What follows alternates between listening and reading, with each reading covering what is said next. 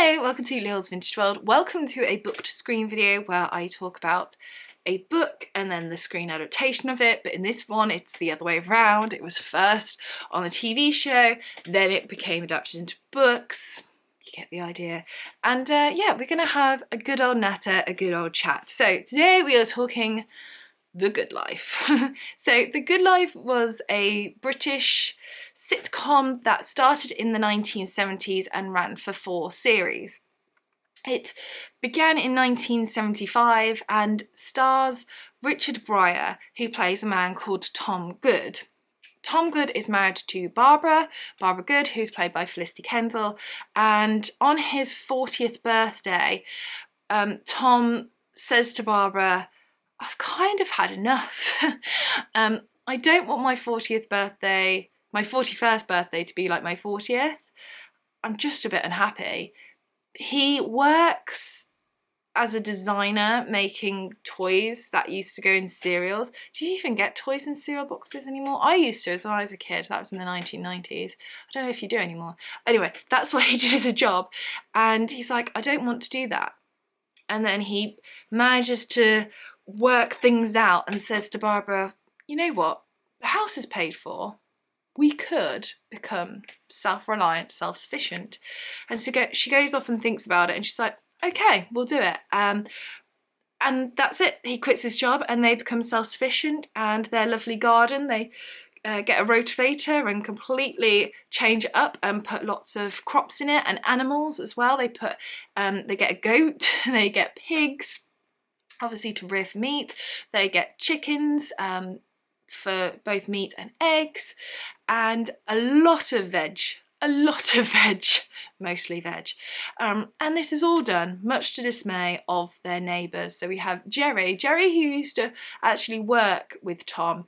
They start at the same time, but whereas Jerry's gone up the ladder, Tom didn't have that drive, so he stayed where he was.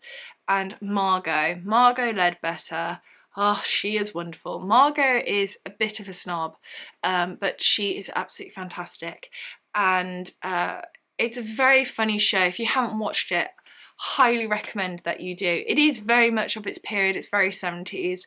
But self-sufficiency is in again now, isn't it? I'm going to be honest, I don't know if they have managed to survive nowadays, but it was just wonderful.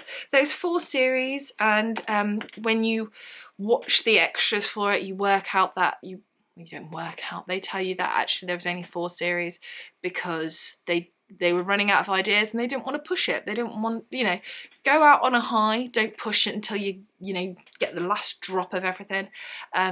So in the 4 series there is the series, and then there's a Christmas special, and then there was one done in front of the Queen as well.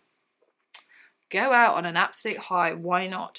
So this is a series. I own it on DVD, of course, and I watch this a lot. I'm not gonna lie, I watch it because I love it. I also watch it because of the fashion. Margot's wardrobe, Margot, who's played by Penelope Keith, her wardrobe is absolutely spectacular. It's very 70s, height of fashion in absolutely everything. Watch it for the fashions alone if you love vintage fashion.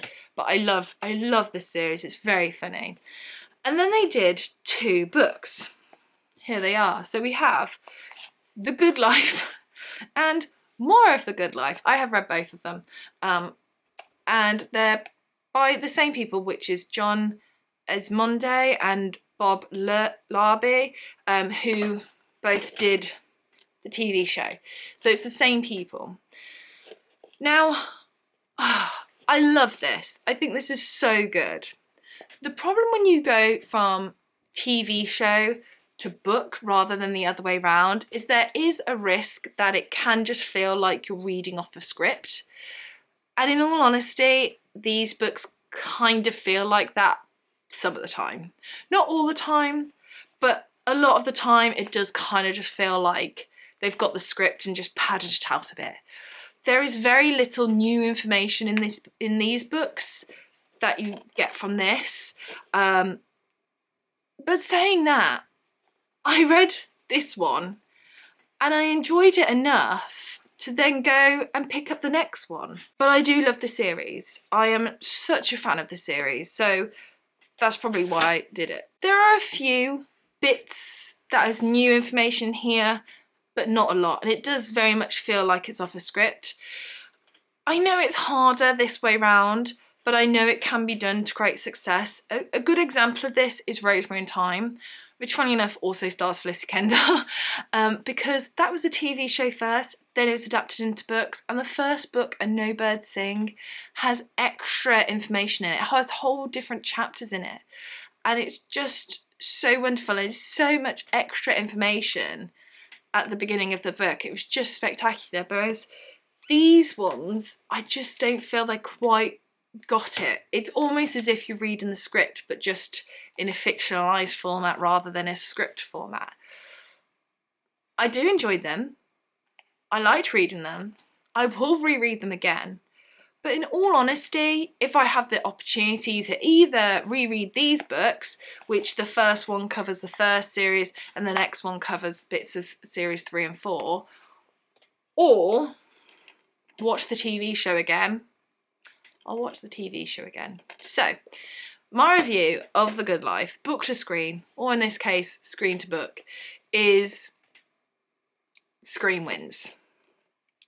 Hands down. I mean, these aren't bad. They're just not as good as not as good as I thought that they could be. Still enjoyable. I'll still reread them in time. But for now, I'm going to stick to rewatching The Good Life again and again on repeat and just being completely mesmerised by Margot's wardrobe. Thank you very much. So that is it for this video. Please chat to me all things The Good Life in the comments section down below. I mean, if you are a super fan of The Good Life, have you read these books as well? If so, what did you make of them? If you've never watched The Good Life, please go and do it. If you haven't watched The Good Life for a good few years, please go and do it. It is very good, very funny, and just wonderful, wonderful, wonderful watching and reading. So that's it for this video. Thank you so much for watching. Take care, and I shall see you soon for the next one. Bye for now.